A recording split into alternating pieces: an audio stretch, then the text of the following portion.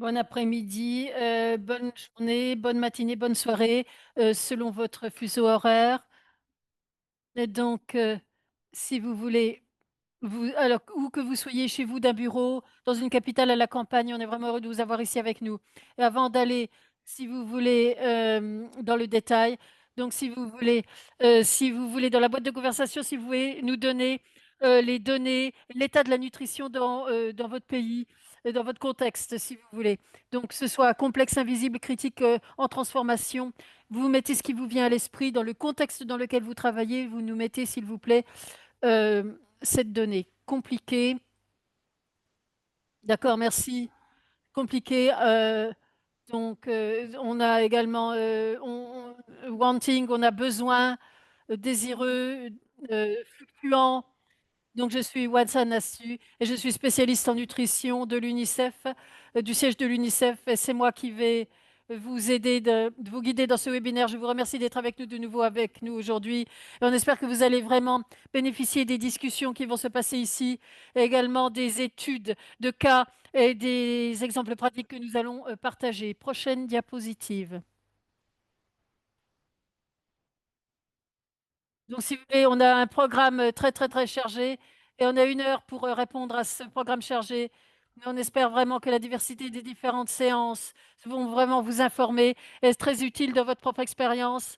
Et si vous voulez le début de notre engagement ensemble, on espère vraiment avoir plus de consultations et de retours de vos expériences sur le terrain et d'apprendre les uns des autres, et également de conseils et également d'améliorer comment on rend les données disponibles sur le terrain. Donc, dans notre programme aujourd'hui, si vous voulez, on a 3 cas d'études, un de Gaza, un du Niger, et donc un de Gaza, un du Niger, un de la Birmanie, Myanmar, Birmanie. Également un aperçu sur les conseils, sur les lignes directrices, ce qui s'est développé, ce qui est disponible, et c'est sur notre website, site internet de Global Nutrition Cluster, le cluster nutrition. Et donc, on va avoir des remarques préliminaires également de la part de mon collègue. Donc, je vous donne la parole. Ah, ma collègue, merci beaucoup. Et bienvenue également de ma part aux collègues qui nous ont rejoints. Je suis vraiment heureux de voir qu'il y a beaucoup de personnes qui sont présentes en ligne aujourd'hui et j'espère vraiment que ce webinaire va vous être très utile. Comme vous savez tous, parce que vous nous avez tous rejoints ici, l'importance des données, surtout dans des contextes de crise, devient de plus en plus importante, encore plus qu'avant. Et si vous voulez, en tant que praticien de la nutrition, si vous voulez, on a toujours bénéficié et on a eu de la chance d'avoir, si vous voulez, des données anthropométriques de très très forte qualité, haute qualité. Et c'était très estimé et les normes étaient très élevées. On a toujours pu les utiliser, si vous voulez, dans des situations mondiales et faire prendre des décisions informées. Évidemment, les données, c'est vraiment, ça a beaucoup de valeur pour nous, si vous voulez. Parce que quand on parle, si vous voulez, de données d'émaciation ou d'anthropométrie, ça montre pas uniquement une dimension, mais c'est une accumulation, si vous voulez, de ce qui se passe et ce qui amène, si vous voulez, sur le statut de l'enfant. Ça montre, si vous voulez, la mauvaise alimentation, les alimentations, les services.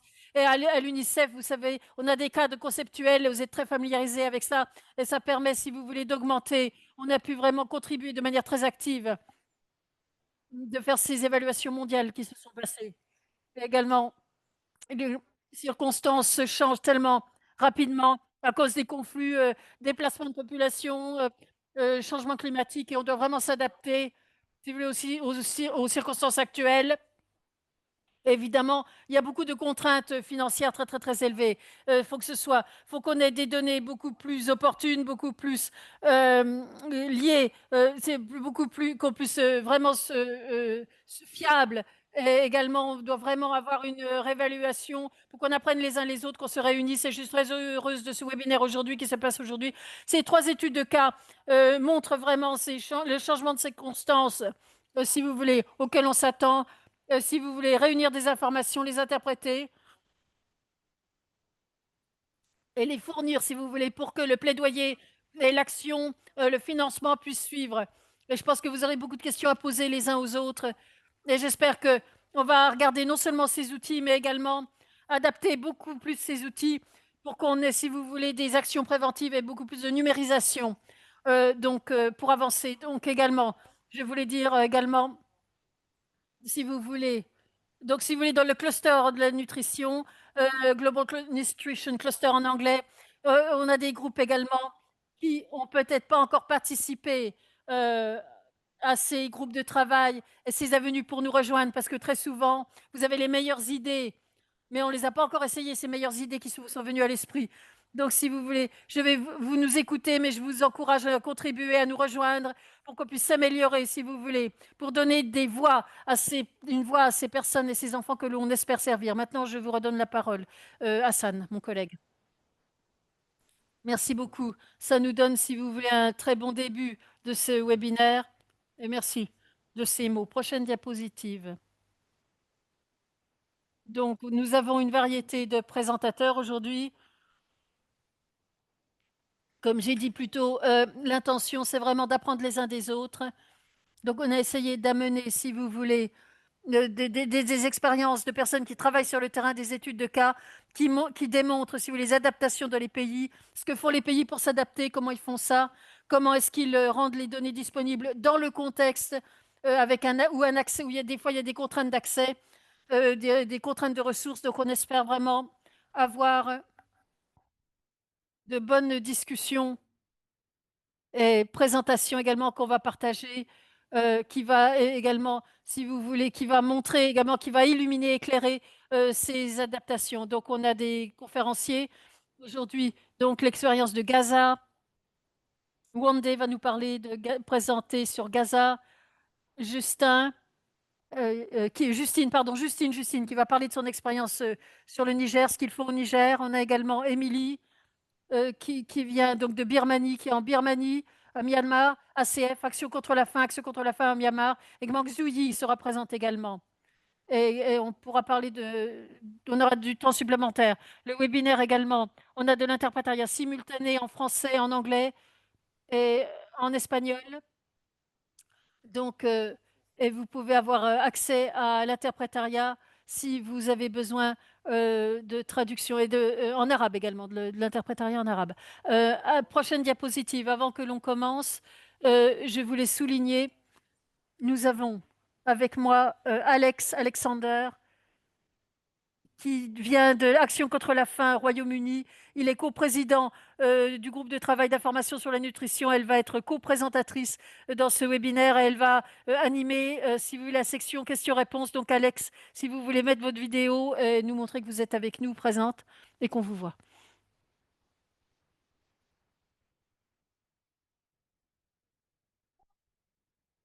Ah, ma vidéo ne ressort pas aujourd'hui. Euh, donc, pour les questions-réponses,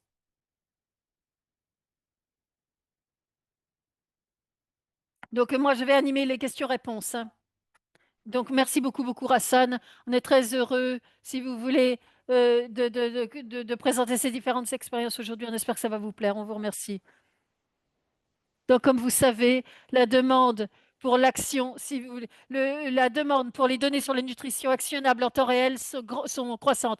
Surtout, c'est pas toujours, les évaluations ne sont pas toujours faisables à cause, si vous voulez, il y a de la sécurité, contraintes financières et également question d'accès opérationnel. Et ces lignes directrices, ça a été développé en réponse aux besoins, en collaboration avec UNICEF, le Global Nutrition Information Working Group, groupe de travail information sur la nutrition, et également des partenaires pays également. On a essayé de construire un consensus pour ce qu'on peut réunir ensemble.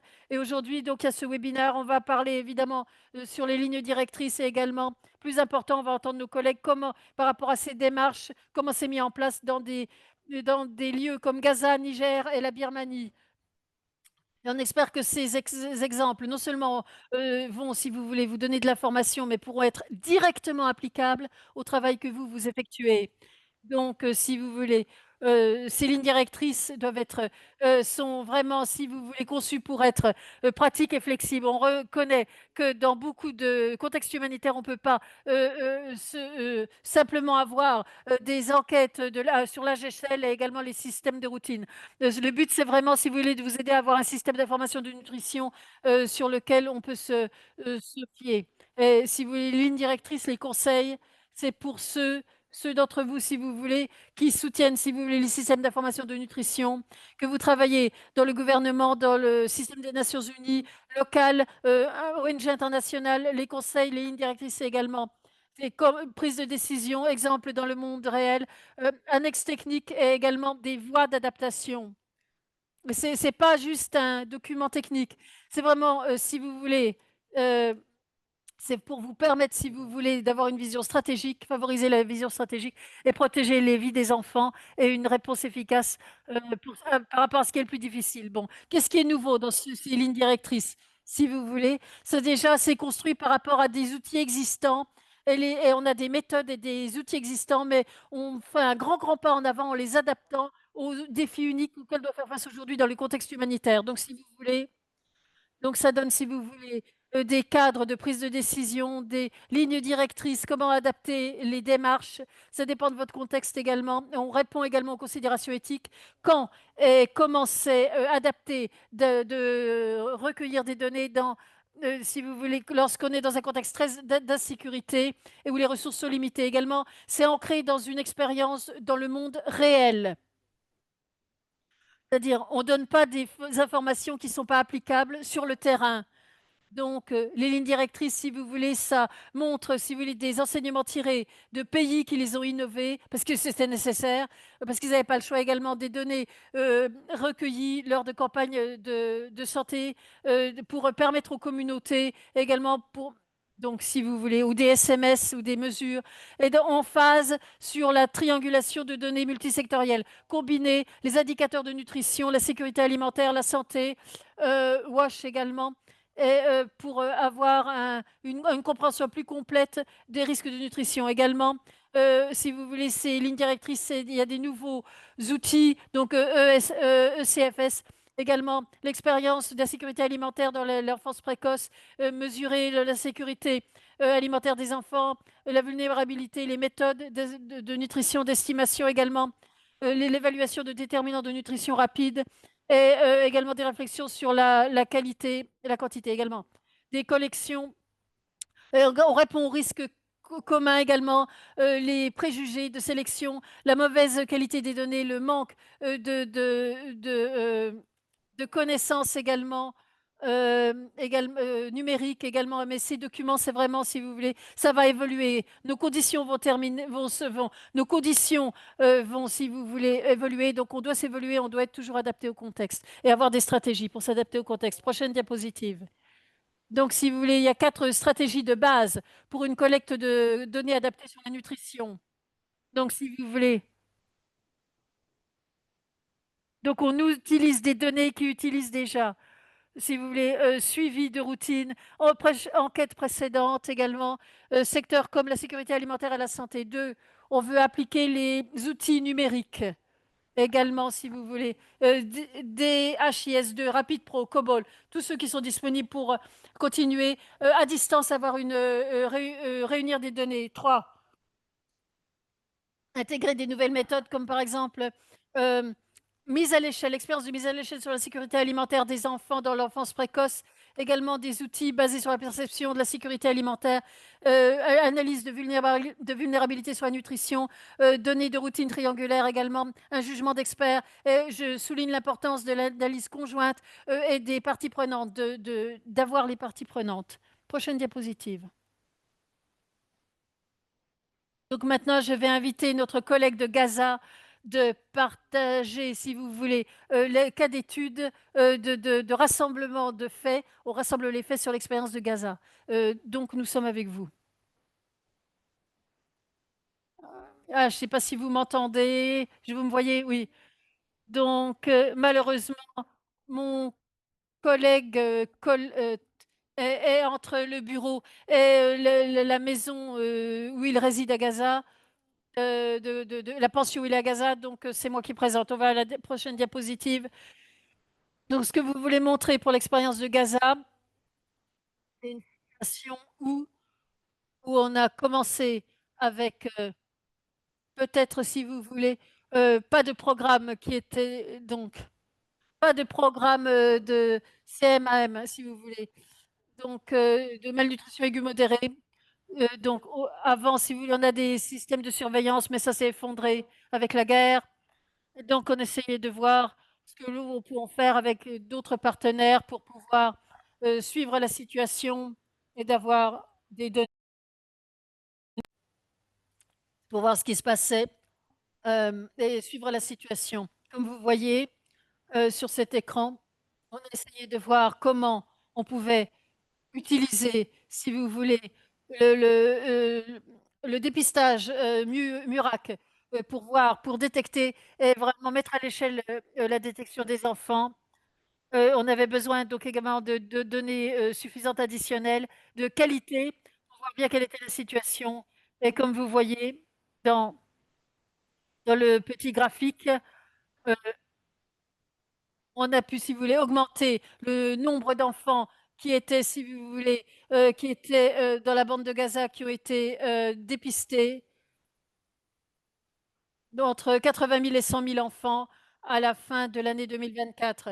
Et par rapport à ces enfants, 1000 à jusqu'à 50%, et si vous voulez, ont été collectés en tant que collection de données individuelles avec les partenaires, les différents partenaires, par rapport au groupe de nutrition. Et grâce à via ces données, si vous voulez, avec le soutien également de l'initiative SPART, et je vais vous montrer également le cas d'étude qui a été, l'étude clé qui a été effectuée.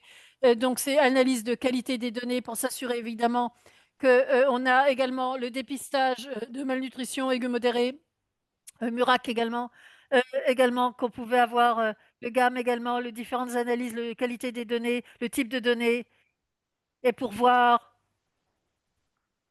des éléments. Également, ce qui a été très important, c'est qu'on utilise.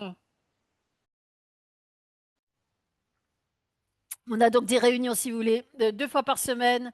Également, parler avec les groupes tous les mois pour donner des retours aux partenaires également au niveau sur le terrain, pour donner, si vous voulez, ces retours aux différents partenaires pour améliorer petit à petit la qualité des données et montrer et s'assurer qu'on avait assez de données également. Mais par ça, au début de l'année, si vous voulez, il y a eu, au début de 2024, il y a eu également un exercice IPC. Ça a été possible pour la nutrition. C'était pas possible, si vous voulez, de donner des données. Évidemment, c'était pas possible, évidemment, de faire des enquêtes, de mener des enquêtes.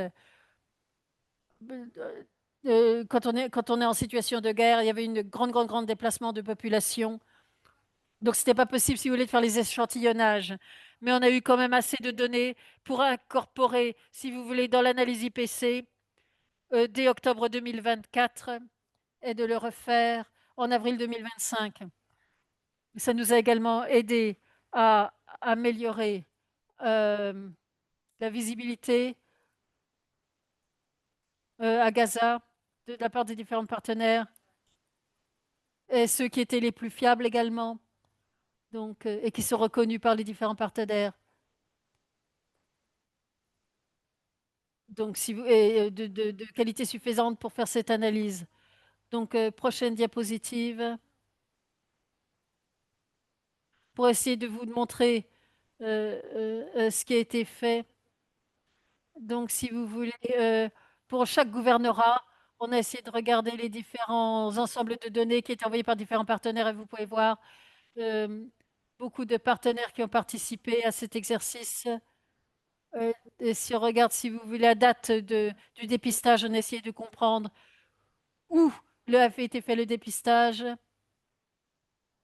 Est-ce que c'était, par exemple, des centres de santé, dans des hôtels ou d'autres endroits, mais c'est des enfants qui avaient moins de 2 ans et au-dessus de 2 ans. Et donc, ça a été fait, si vous voulez, d'une manière très systématique par l'initiative SMART et présentée au groupe.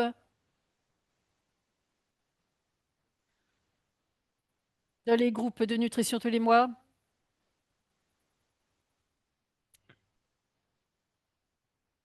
Euh, Également, on a fait beaucoup d'analyses de qualité de données pour voir si vous voulez, si ça peut être utilisé ou pas, ces données, pour essayer de comprendre. Où étaient les problèmes? Euh, donc, si vous voulez, et pour donner des données, pour améliorer la qualité des données.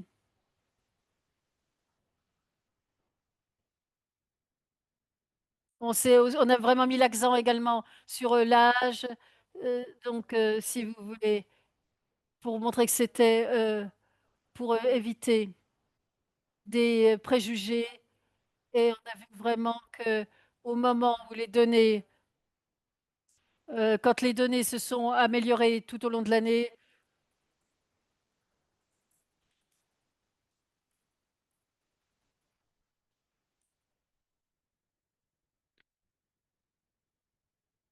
euh, le fait qu'il y ait des enfants qui venaient également pour des vaccins spécifiques, c'était un dialogue avec les personnes sur le terrain et l'équipe d'analyse pour essayer de comprendre tout cela et s'assurer de la qualité.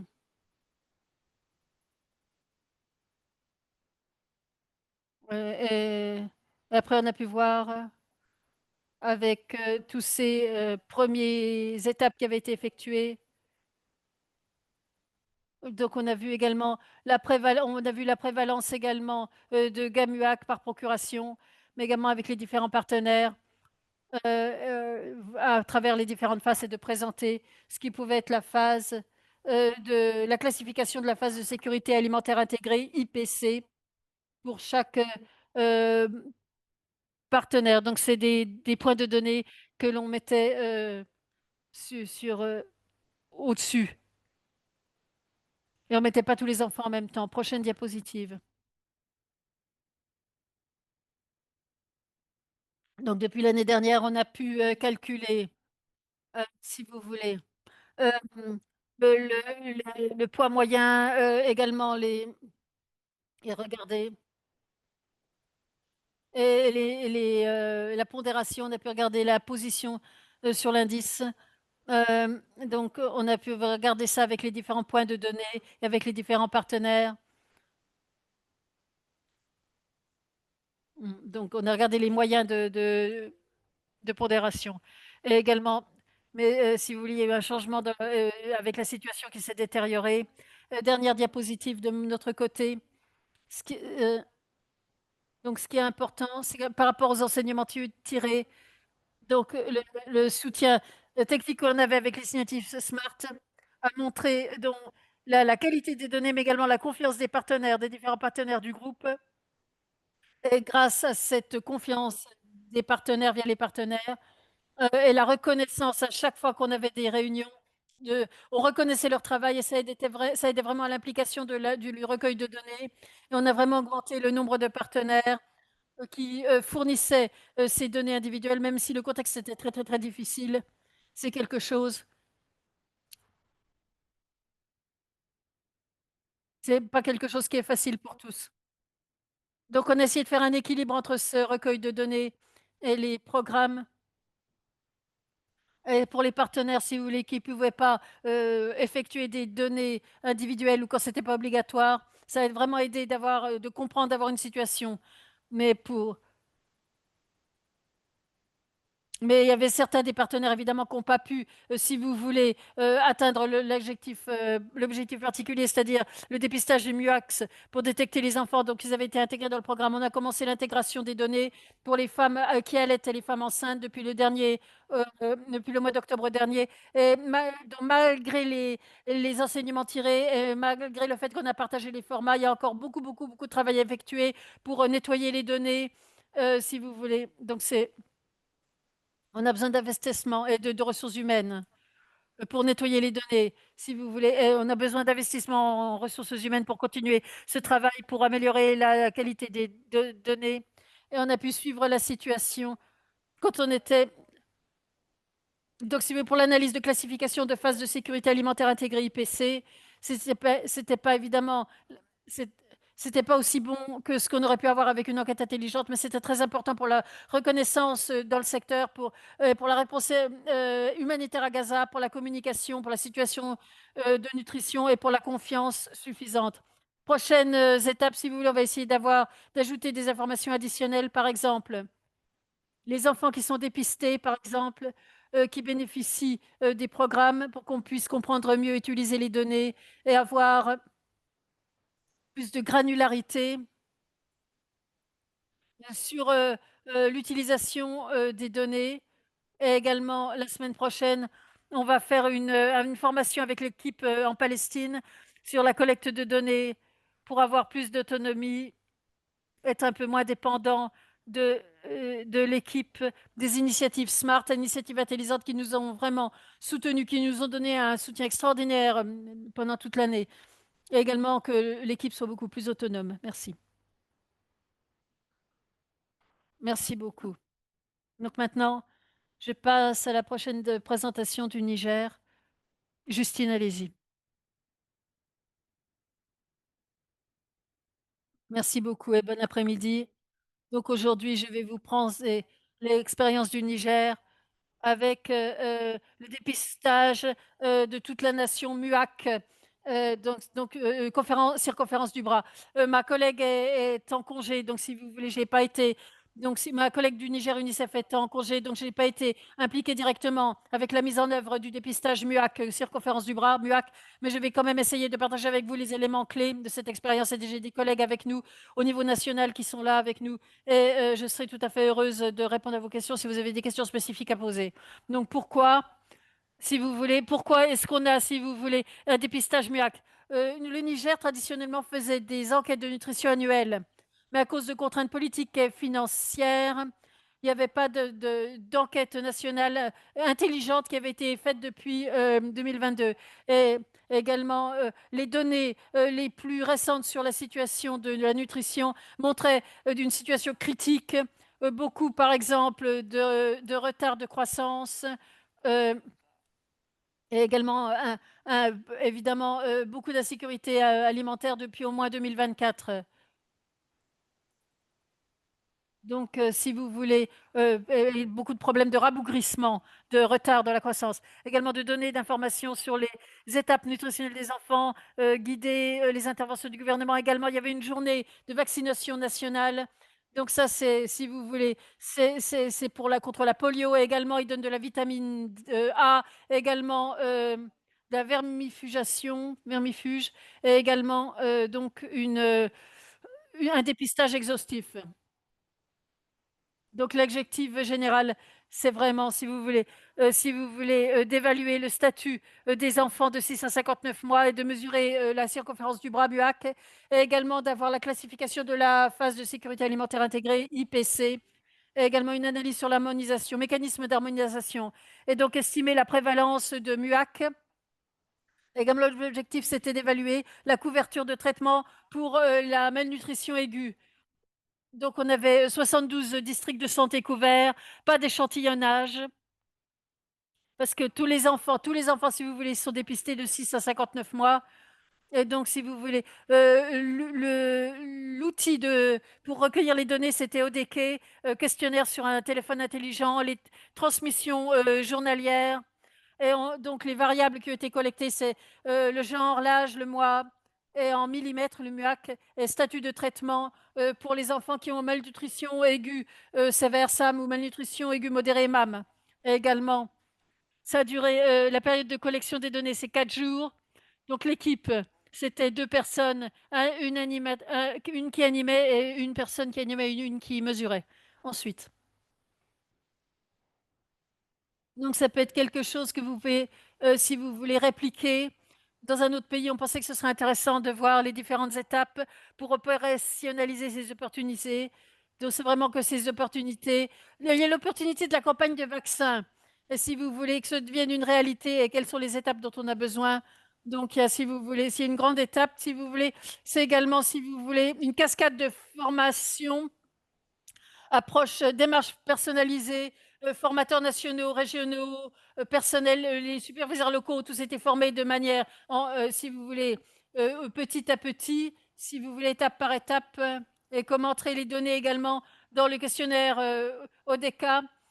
Donc c'était progressif également. Et distribution, bien sûr, de vitamine A, de comprimés contre les vers également. de vaccins de polio. Et donc, pour s'assurer que tous les acteurs au niveau central étaient préparés, donc, on avait vraiment besoin de beaucoup de formation, bien sûr, et également les agents sur le terrain étaient sélectionnés sur deux critères également, qu'il fallait qu'ils aient un téléphone intelligent et également alphabétique, qu'ils avaient une connaissance, une bonne connaissance.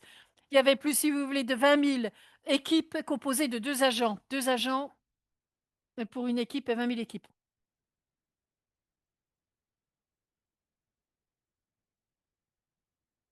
Donc, je ne vais pas en détail, mais c'est pour montrer que la coordination s'est passée à chaque niveau.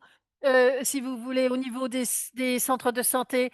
Donc, le personnel s'est assuré vraiment qu'il y avait les fournitures étaient là, vérifier qu'il y avait les données, si vous voulez, au niveau des districts, sur le terrain, on avait des briefings journaliers identifiés, régler les questions qui se posaient. L'équipe régionale avait des données synthétisées, communiquées avec le niveau central. Et au niveau central, il y avait vraiment une équipe qui suivait les progrès et qui s'assurait que la qualité des données était la meilleure possible. Et qui nous donnait également des lignes directrices pour répondre aux questions qu'on pouvait identifier et des retours pour les personnes qui travaillaient sur le terrain.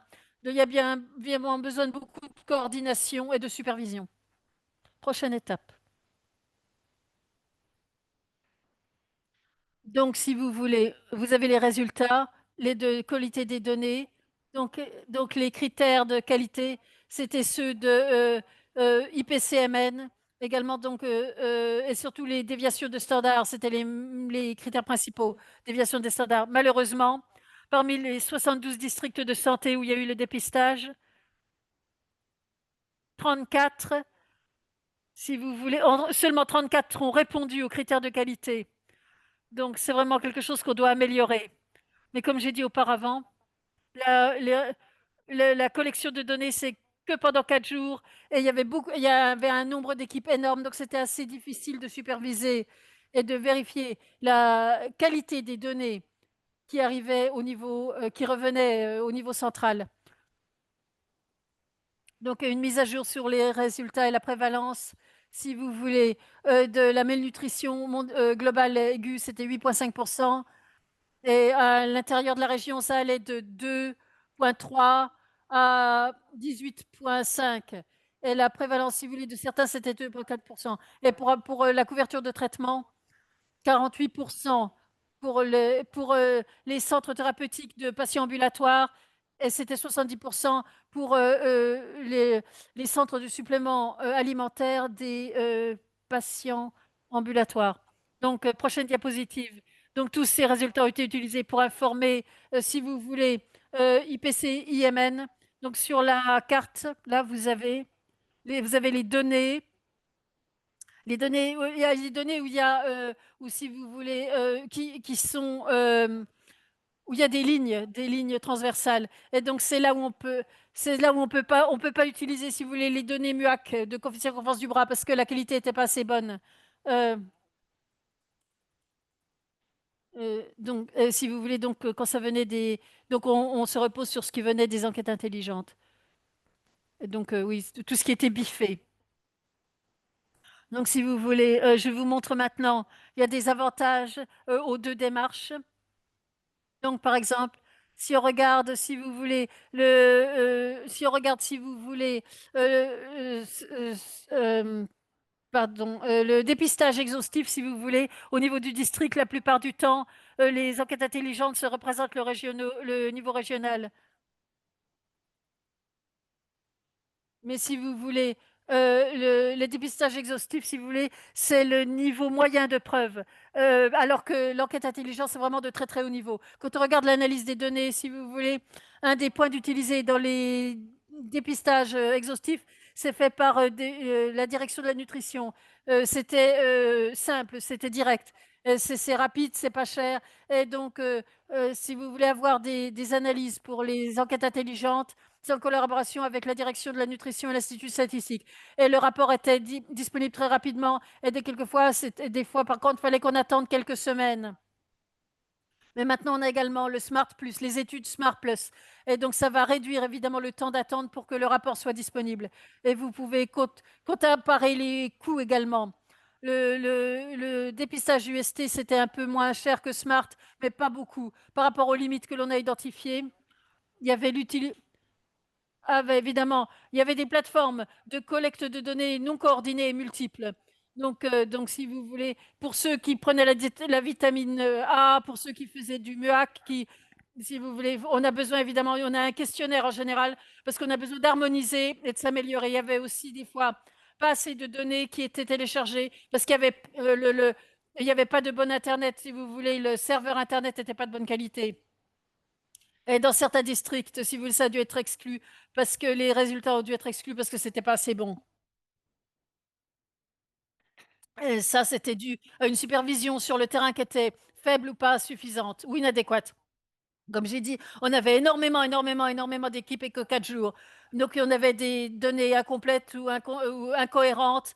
Mais ce n'était pas possible, si vous voulez, de vérifier tous les jours et également des délais de la transmission, si vous voulez, opportune. Et donc, pourquoi c'est une démarche très intéressante. Euh, bon, c'est une approche donc très intéressante, mais on a toujours, si vous voulez, on peut quand même vraiment s'améliorer. Donc, merci beaucoup. Donc, il y a une marge de progression. Maintenant, si vous voulez, on va passer au prochain présentateur. Expérience de Birmanie, donc de Myanmar. Donc, je vais vous présenter le laboratoire de nutrition. Donc, si vous voulez. Donc, pourquoi une analyse personnalisée sur la vulnérabilité nutritionnelle était-elle nécessaire au Myanmar? Si vous voulez, on a un accès très limité. On avait un accès très limité. Les conflits et la fragmentation du contrôle limitent la portée de l'aide humanitaire, nécessitant des méthodes d'analyse localité adaptives. Les enquêtes standards ne sont pas possibles. La sécurité et le déplacement rendent la collecte de données traditionnelle possible. On avait besoin également urgemment d'obtenir des preuves d'en face, si vous voulez, pour prendre en compte tous les programmes de nutrition et surtout PBWNNVA. Ça fournit des informations essentielles pour guider les actions et le sauvetage. Donc, si vous voulez. Donc, dans cette approche, si vous voulez, on a une approche en 8 étapes, si vous voulez. Euh, et donc, si vous voulez, on avait un groupe de travail sur le groupe de nutrition et soutien technique également. D'abord, on définit les objectifs, également l'engagement et la portée. Également, on a fait également des évaluations, des rapports également. Donc, si vous voulez, on regarde les données de routine et on les intègre, si vous voulez, à un modèle de nutrition. Et également, on a fait également une collecte de données de qualité. Dès qu'on a ça, si vous voulez, on a trouvé un partenaire pour s'assurer qu'on a une triangulation de données, une analyse ECOTAS. Également, avec nos partenaires, on finalise également. Et ensuite, on partage, si vous voulez, dans le processus de prise de décision. Et donc, et également, euh, on s'assure également que tout est approprié. Donc, parce qu'on a regardé donc cette approche, cette démarche de triangulation. Euh,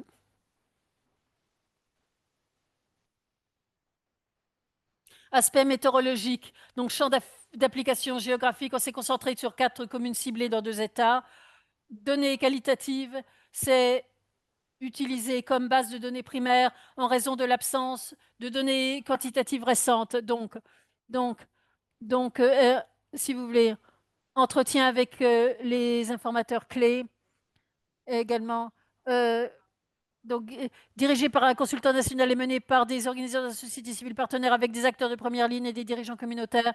Au total, et également, si vous voulez, en plus de cela, on a pris en compte l'évaluation sectorielle et thématique. Donc, par exemple, la SMA REACH, de titre d'évaluation multisectorielle de besoins, des analyses de la sécurité alimentaire et d'autres pertinentes. Et observations pragmatiques sur le terrain pour la triangulation, fournies par des partenaires internationaux et locaux travaillant dans des secteurs de la nutrition, de la sécurité alimentaire, de la santé et de l'eau, de l'assainissement et de l'hygiène. Wesh. Prochaine diapositive.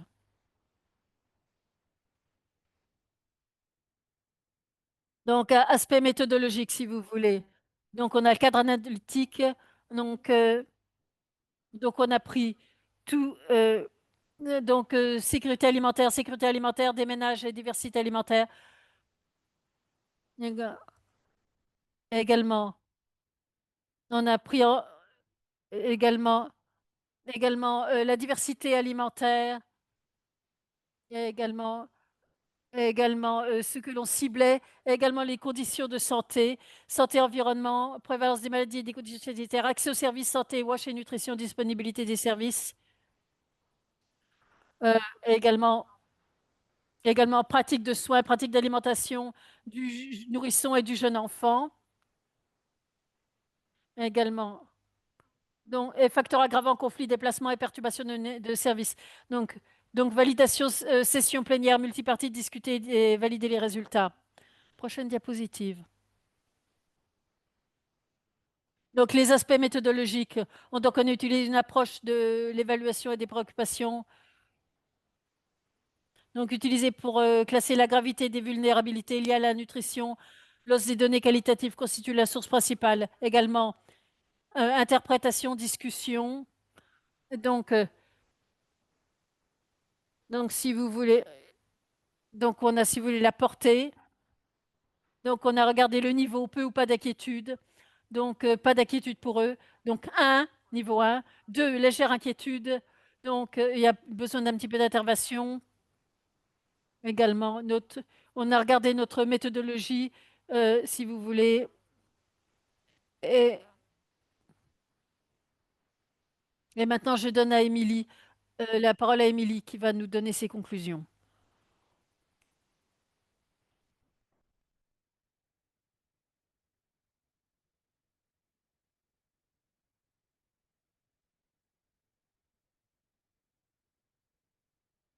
Émilie, vous avez maintenant la parole.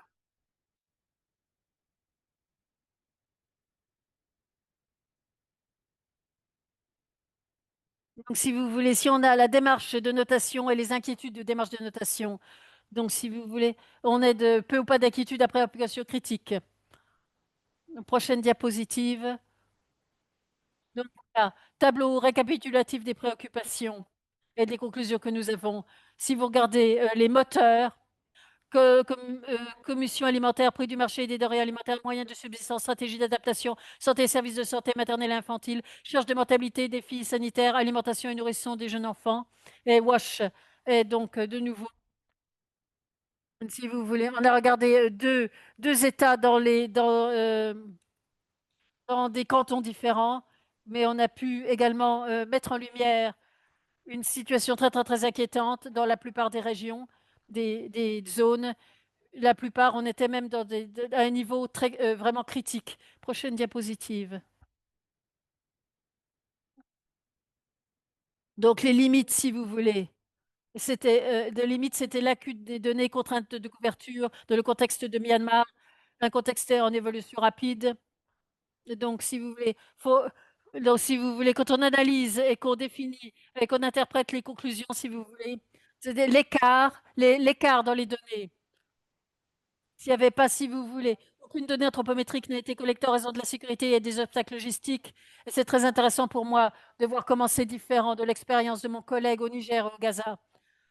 Pour nous, si vous voulez, en Myanmar, donc, si vous voulez, l'expérience des conclusions était basée vraiment sur les informateurs clés, les interviews. C'était surtout des contributions qualitatives et également des sources secondaires. Pour ce qui est des contraintes de couverture, de nouveau, un petit peu différent de ce que je peux voir avec mes collègues. Je crois que l'échantillonnage, si vous voulez, et la couverture était limitée pour l'expérience de Myanmar. C'était dû au fait qu'on n'avait pas accès à beaucoup de zones. Et également, les conclusions ne montrent peut-être pas vraiment dans ce qui se passe dans les lieux, dans les localités. On ne pouvait pas mettre en œuvre le NVA là où c'est reculé également. Euh, un- euh, Contrainte également, sous-représentation de certains groupes à Myanmar. C'était surtout des communautés hautes, également IDP, non, IDP donc des populations déplacées, mais non, pardon, IDP, mais on n'a pas eu une bonne représentation de ces populations marginalisées ou déplacées. Également, un des limites également dans les conclusions de NVF pour Myanmar, c'est c'est très limité par rapport aux données quantitatives. C'est surtout, si vous voulez, euh, un instantané qu'on pouvait saisir par rapport aux interviews des informateurs à un moment donné dans le temps, parce qu'évidemment, il y a une contexte rapide, un contexte en évolution rapide, complet en cours, perturbation du marché, déplacement des populations qui peuvent rapidement modifier des schémas de vulnérabilité. Donc, sur le moment, c'est précis, mais après, ça peut devenir obsolète très, très, très rapidement. Et donc, on a également collecté ces données juste avant le tremblement de terre de mars 2025. Donc, les données, si vous voulez, où on a collecté les données n'étaient pas directement impactées par le tremblement de terre, évidemment. Au niveau national, si vous voulez, ça a changé un petit peu la dynamique et la situation et la vulnérabilité. Prochaine diapositive. Mais cela dit, malgré ses limites, si vous voulez, c'était très bien qu'on ait pu quand même avoir des messages clés de l'analyse. Donc, tout d'abord, il faut qu'on montre vraiment les risques de malnutrition qui augmentent rapidement et dans ces régions.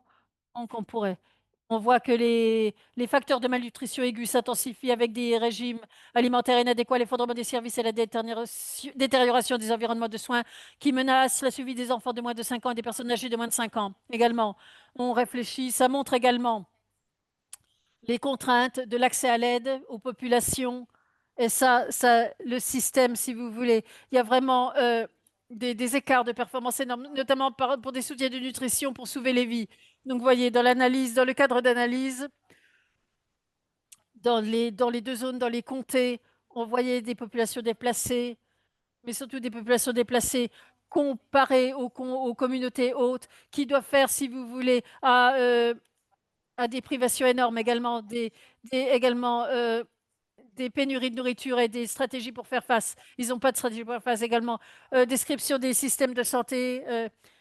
Donc, il y avait également, il y a eu des rougeoles, des crises, des épidémies de rougeole. Pour ce qui est, mais par contre, il y a toujours, si vous voulez, une fenêtre d'action. Il y a toujours, si vous voulez, un accès partiel et un système qui fonctionne dans la zone où on a conduit l'analyse. Prochaine diapositive. De nouveau, pour ce qui est des,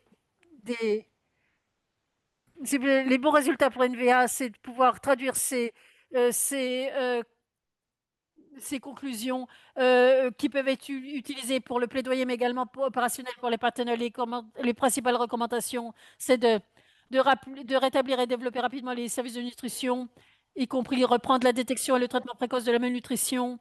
euh, par le biais de services fixes et mobiles, vraiment renforcer d'urgence le dépistage communautaire, l'orientation des patients pour la fourniture de RUTF. Évidemment, c'est un défi très difficile. euh, et pour le traitement de la malnutrition à Myanmar, également renforcer les systèmes de suivi et de surveillance nutritionnelle. Euh, en général, développer l'aide alimentaire et d'urgence et l'assistance en espèces également par rapport, si vous voulez, reconstruire les services de santé essentiels et WASH, les services WASH, et minimiser les risques également d'épidémies qui sont très forts pour le moment, surtout après le tremblement de terre, encore plus peut-être que quand on a collecté les données. Également, intervention, renforcer les systèmes d'intervention dirigés par les communautés. Là, ça doit être vraiment dirigé par les communautés. Également, quand on regarde les volontaires et les travailleurs de santé, également des formations, mais également qu'ils aient également des fournitures. Également donner la priorité et éviter qu'il y ait une détérioration en- de la situation. Et ça dépend évidemment de la crise et donner la priorité à certaines zones où les conditions se détériorent, mais qui ne sont pas encore critiques. Prochaine diapositive. Les enseignements tirés pour nous, c'est vraiment de pouvoir avoir dans cette absence presque complète de données quantitatives, d'avoir une méthode qualitative qui est vraiment structurée et qui fonctionne dans les situations de crise où l'accès est limité. Euh, donc pour moi, j'apprécie vraiment la flexibilité de la méthodologie parce que de nouveau, on a eu beaucoup de contraintes et on a quand même pu si vous voulez avoir une méthodologie qui était appropriée au contexte et également, c'était vraiment important d'avoir cette démarche collaborative pour, la partie analyse. Donc, on avait, si vous voulez, pour l'analyse, on a eu plusieurs panels, certaines en birman, c'est en anglais, pour que les parties prenantes à différents niveaux soient vraiment ancrées dans les opérations de la communauté, mais également des experts internationaux également, et des experts et des conseillers également. Ah, également, je termine là parce que je vois que Hassan veut que je termine. Merci beaucoup, Émilie, pour cette présentation. On va avoir du temps pour parler, faire les questions et réponses. Donc, Alex, allez-y. Donc, il y a beaucoup, beaucoup de questions. Je ne sais pas si on pourra répondre à toutes les questions, mais dans ce cas-là, dans ce cas-là, on enverra un document avec les questions et les réponses. Donc, je vais commencer avec une question qui est, si vous voulez, et c'est vraiment, si vous voulez, c'est par rapport à l'adaptation. Donc, il y avait une discussion, si vous voulez, lors de la semaine de la discussion, qui se focalisait sur la localisation et qui couvrait les activités de dépistage de MUAC. Donc, c'est une activité qui se passe depuis pas mal d'années. Mais est-ce que cet outil a été considéré, pris en compte pour un troisième processus, là où on est dans un contexte d'accès limité, et considéré que ça pourrait être utilisé pour la surveillance et le dépistage régulier? Je ne sais pas qui veut répondre à cette question. Victoria?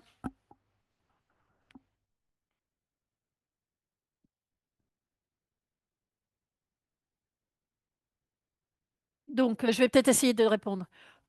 Si vous voulez, une partie des lignes directrices, c'est de maximaliser et d'optimiser les différents types de données que vous collectez, que vous rassemblez. Donc, si vous voulez, c'est vraiment, MUAC, c'est vraiment, si vous voulez, important pour l'adaptation. Ça pourrait être très utile, mais le contexte, c'est un défi qu'on doit relever.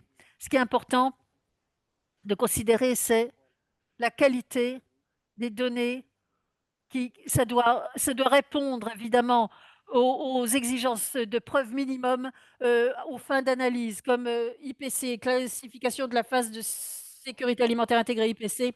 On n'y est pas encore là avec Family MUAC, mais c'est un domaine qui doit être exploré et pour améliorer la qualité de ces mesures et aux fins évidemment de l'analyse. Et pour le moment, pour moi, ça fonctionne très, très, très bien à des fins de dépistage et de signalement. Mais on doit encore travailler pour l'utiliser au but d'analyse.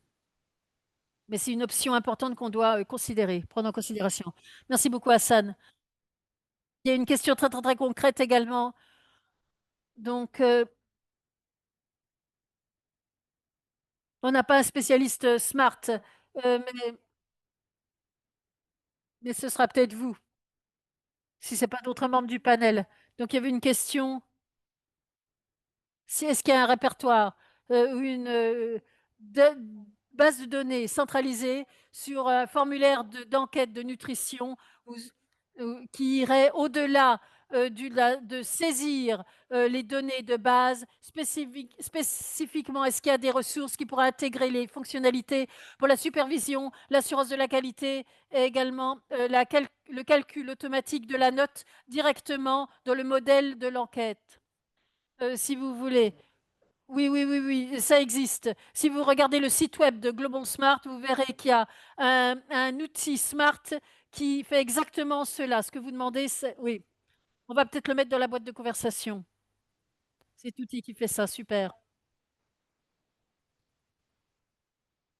Quelqu'un demande de nouveau, peut-être, est-ce qu'on pourrait avoir également le matériel de référence pour la démarche de notation? Donc, on va le mettre dans la boîte de conversation, on verra plus tard également. Plus de questions pour le cluster de nutrition générale.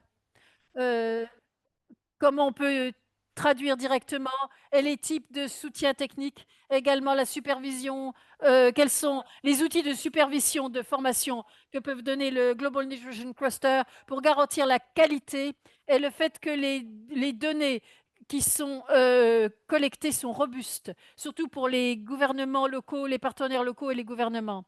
Donc, je vais répondre à ça. Il y a un lien qui a été partagé dans la boîte de conversation où vous pouvez obtenir des informations supplémentaires. Donc, on a le temps pour prendre un peu des questions supplémentaires. Donc, peut-être une question pour Myanmar.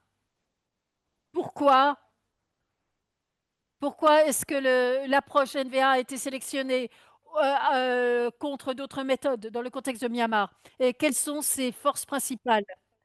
Donc, si je peux commencer, NVA a été sélectionné vraiment parce que c'est pas possible pour le moment euh, si vous voulez, de recueillir des données ou de faire des enquêtes de nutrition en tant que telles.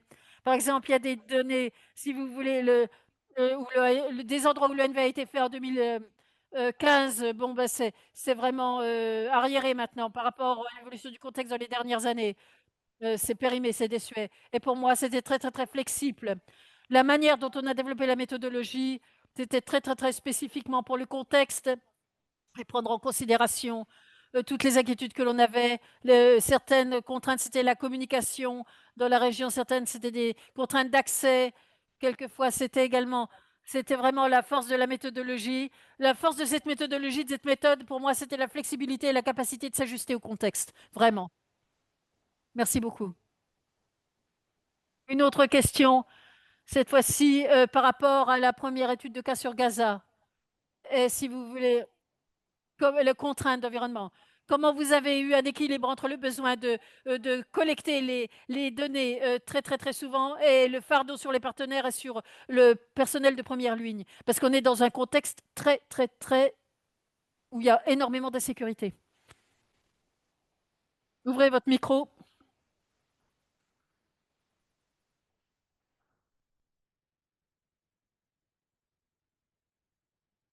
Donc, oui, merci Perrine et merci les collègues. Et pardon, je ne pourrais pas vous rejoindre à l'heure. Donc, il y a beaucoup de frustration, c'est très difficile de collecter des données, de recueillir des données. Et si vous voulez, pour faire une évaluation de nutrition standard, donc enquête smart, intelligente, on a essayé plusieurs fois, et on a même effectué une formation, mais ça ne pouvait pas se faire. Mais aux fins de la programmation, que donc recueillir les données, euh, si vous voulez, les cas, et le faire ça aussi précocement que possible, c'est obligatoire pour que nos partenaires sachent ce qu'ils font également. Éduquer un nombre de nos partenaires qui, qui, euh, qui contactent les enfants, qui atteignent les enfants dans des endroits qui sont très difficiles d'accès. Il y a certaines zones à Gaza où ce sont des zones où on ne peut absolument pas aller, hein. C'est vraiment des zones interdites. Donc, si vous voulez, le dépistage est fait pour, si vous voulez, aux fins de programme, on l'a converti, si vous voulez, également pour l'évaluation, la suivi et s'assurer que la qualité est maintenue, et également pour donner, si vous voulez, des formations et que mesure de la qualité, qu'on améliore la mesure de la qualité. Voilà. Merci beaucoup, Hassan. Maintenant, je vous redonne l'heure tourne évidemment, donc je vous redonne la parole. Merci beaucoup. Collègues, pour les questions que vous avez, vous pouvez être en contact avec nous et on sera tout à fait satisfait de vous donner si vous voulez, les réponses. Et vous avez également des lignes directrices sur le site internet de Global Nutrition Cluster. Et vous pouvez, et au sein de ces lignes directrices, il y a des liens et vous pouvez nous donner des retours. euh, Comment on peut améliorer, si vous voulez, ces lignes directrices. Et donc, c'est un document, si vous voulez, en direct. Donc, on est vraiment toujours heureux d'obtenir vos retours, vous, personnes qui travaillez sur le terrain, et comment on peut s'améliorer et comment ces processus et ces adaptations peuvent être plus applicables à vos contextes respectifs. Et donc si vous recherchez le soutien en situation d'urgence de nutrition, vous pouvez demander si vous voulez à Global Nutrition Cluster. Donc il y a beaucoup, une grande gamme de requêtes que vous pouvez faire. Également, vous voyez le lien sur la dernière diapositive. Vous voyez l'écran ici et vous voyez là où vous pouvez avoir accès aux lignes directrices. Et on vous remercie tous pour le temps que vous avez passé avec nous. Merci à tous les conférenciers. Merci à tous les interprètes qui ont gentiment interprété dans les différentes langues qui étaient disponibles aujourd'hui. Et on vous souhaite tous une excellente fin de journée. N'hésitez pas à être en contact avec nous si vous avez des questions ou des demandes. Merci. Merci beaucoup, Hassan. Et à tous les conférenciers, merci.